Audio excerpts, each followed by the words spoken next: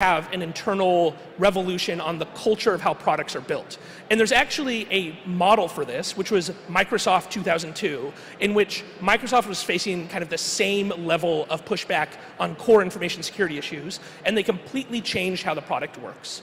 So he directionally has some ideas on that, but I think it's hard without making significant leadership changes to do that. And so if I was Mark, my suggestion would be, especially because there's all this, the antitrust stuff is a lot of very personalized on him.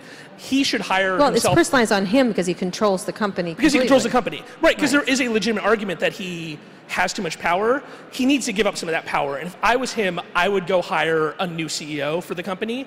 He's already acting as the chief product officer with Chris Coxcon. That's where his passion is. He should hire a CEO that can help signal both internally and externally that the culture has to change. And I mean, my recommendation, I'm not a recruiter, but if I can get 20% of this guy's salary in the first year, that would be fantastic.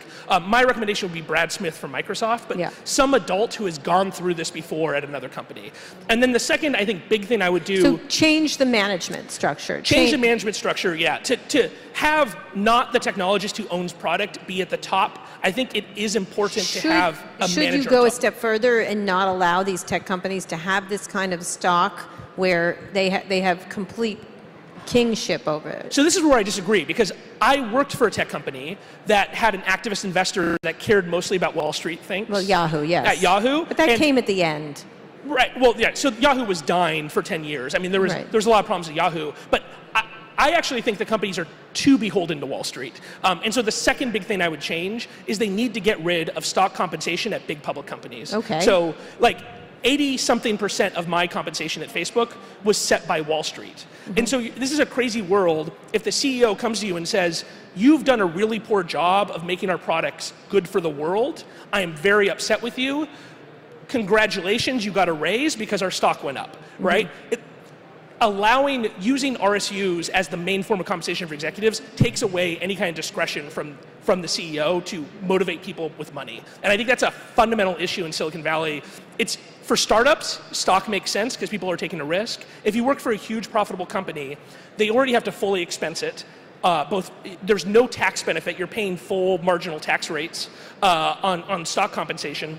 You should be bonusing people. You can pay them as much, but the bonuses should be based upon a basket of metrics that measure whether you're doing good long-term things for the world, not based upon whether Wall Street liked your recent numbers. Because Wall Street doesn't give a crap of whether tech's good. Because it would give you incentives to do the worst thing, presumably. Right, and because what kind of mixed message is it to say we're pivoting the company to care about long-term issues, yet most of your compensation is based upon what happens right after the quarterly numbers are released. I mean, Facebook stock is way back up. It is. And it's not because any fundamental things were fixed, it's because they're making more money than ever. And so, like, how do you manage a team when you can't control what you're paying people? Do you think, we just have a few more minutes, do you think they actually are committed to fixing things at Facebook? Or is it just a lot of talk? I mean, I do think Mark is serious that he really cares about what people remember him for and what this company does. I think one of the fundamental issues is that the metrics the company has been measuring to manage tens of thousands of people that make decisions have been the wrong ones. And that is a hard thing to change. And that's why I'm saying, like, changing out leadership on the product side might be necessary to help also signal that, like, the things we used to measure around engagement, around time use, time spent, all that kind of stuff, that's not what we care about anymore.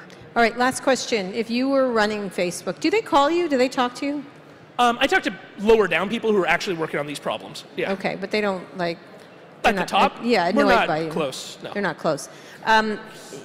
If you were running Facebook right now in the product area, we've got only 2 seconds to do this. Give me 3 or 4 things you think have to be done to make the product healthier for humanity.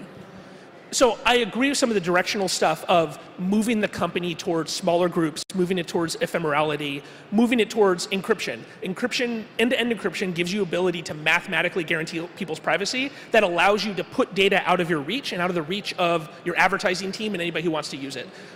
The thing that has to happen with that is they have to do some fundamental rethinking of how they do safety in this situation, which the problem is there's a future in which Facebook encrypts everything. Everything moves to small groups. A lot of these problems go away from the press because the press doesn't see it anymore.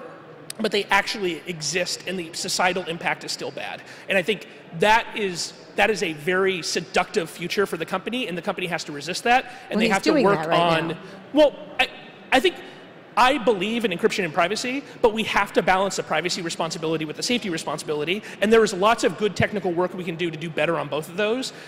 I would like to see them spend the next year doing that. Anything else? No, great to be here. Thanks for No more I'm sorry toys, right? You wouldn't stop saying.